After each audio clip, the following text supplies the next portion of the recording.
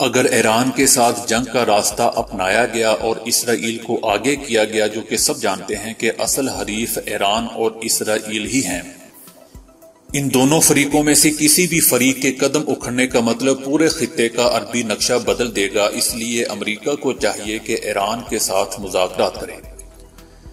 اقوام متحدہ کی جنرل اسمبلی کے اجلاس سے قبل ہی دنیا بھر کے میڈیا نے نئے منتخب ایرانی صدر ڈاکٹر روحانی اور امریکی صدر باراک اوباما کے درمیان مسکراہٹوں کے تبادلے کی خبریں نشر کرنا شروع کر دیں، اور اجلاس کے دوران سب سے زیادہ توجہ اسی خبر کی جانب تھی کہ کب اوباما اور ڈاکٹر روحانی کے درمیان مسکراہٹوں کا تبادلہ ہوگا۔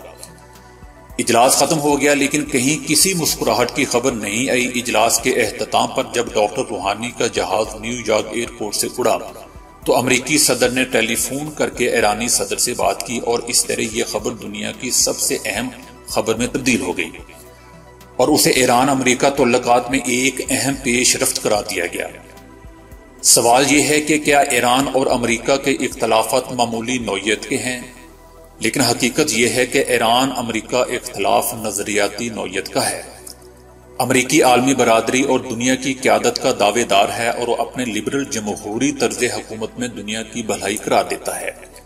چنانچہ ہم سب کو 9/11 کے بعد جارج ڈبلیو بش کا وہ بیان اچھی طرح یاد ہے جس میں انہوں نے کہا تھا کہ دنیا میں صرف دو ہی گروہ ہیں، یا ہمارے حامی یا ہمارے مخالف۔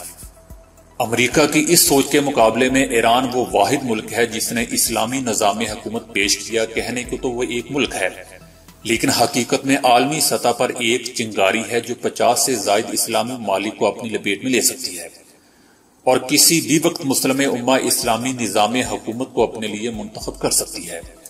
اسی نظریاتی اختلاف کی وجہ سے امریکہ اور مغربی ممالک کی طرف سے ہمیشہ ایران کے اسلامی نظام کے خاتمے کی کوششیں کی گئیں۔ سب سے پہلے مرحلے میں ایران کی حکومت کو ختم کرنے کے لیے ایران عراق جنگ کی داغ بیل ڈالی گئی، جو 8 سال تک جاری رہی۔ اس کے ساتھ ساتھ مختلف سازشوں کے ذریعے حکومت کا تختہ الٹنے کی کوششیں کی گئیں۔ چنانچہ کبھی ایران میں امریکی دستے اتارے گئے، کبھی سیاستدان خریدے گئے، کبھی دہشت گرد گروہوں کو منظم کیا گیا، لیکن ان سب حرکتوں کے جواب میں ایران ثابت قدم ہی رہا اور اپنے موقف سے کسی بھی صورت عقب نشینی اختیار نہیں کی۔ امریکہ اور مغربی ممالک لاکھ کوشش کے باوجود نہ تو اسلامی نظام کو ختم کر سکے اور نہ ہی اس کی عوامی مقبولیت میں کمی لا سکے۔